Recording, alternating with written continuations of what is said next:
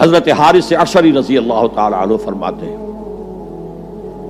یہ مسند احمد ابن حنبل میں بھی ہے، ترمذی میں بھی ہے، قال قال رسول اللہ صلی اللہ علیہ وسلم انی آمرکم بخمس اللہ امرنی بہن۔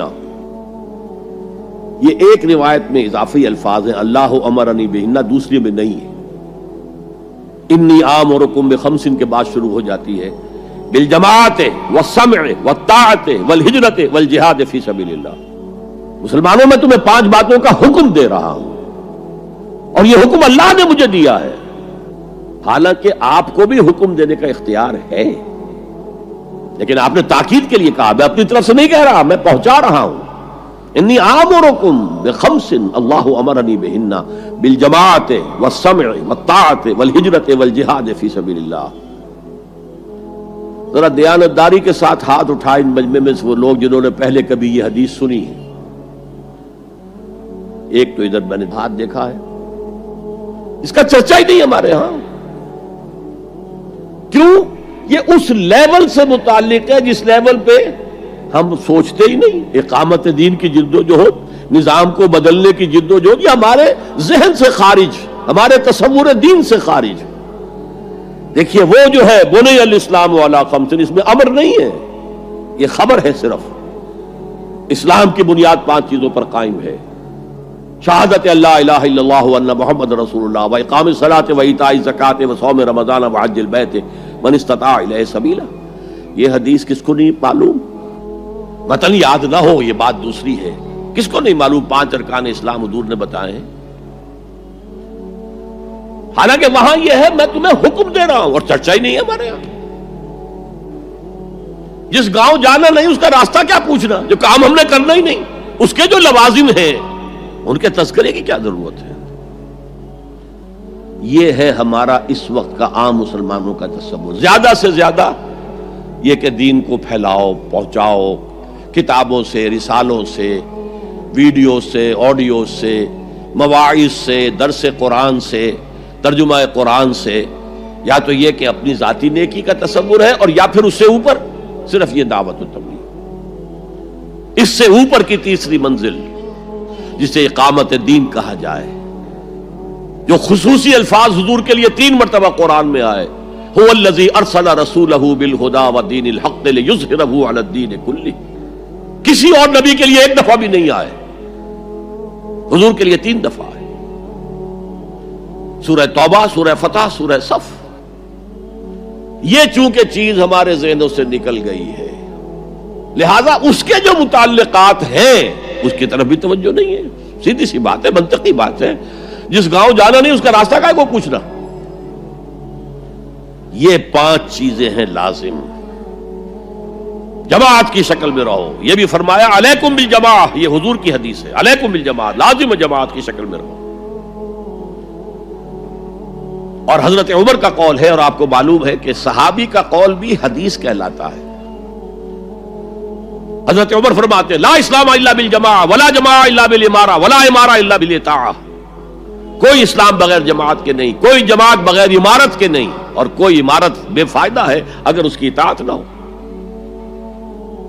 تو پہلا حکم بالجماع والسمع، اور سنو، سننے کے لیے وابستہ رہنا ہوگا، وابستہ رہ شجر سے امید بہار رکھ۔ اب یہ نہیں ہو سکتا تھا کہ حضور پر کوئی بات آئی ہے تو آپ خود ہر ایک کے گھر جا جا کے اس کو پہنچائیں۔ آپ وابستہ رہیں اس نظم جماعت کے ساتھ، جیسے کہ درخت کا پتا جو ہے اس تک بھی جڑ سے لے کر جو غذا آ رہی ہے درخت کے پتے تک پہنچ رہی ہے۔ تو پیوستہ رہ شجر سے امید بہار رکھ، اس پیوستگی کے ساتھ، تاکہ وہ سارے احکام آپ تک خود بخود پہنچے۔ والطاعہ، اور اطاعت۔ 3 چیزیں ہو گئی، بالجماعت والسمع والطاعت والہجرت والجہاد فی سبیل اللہ۔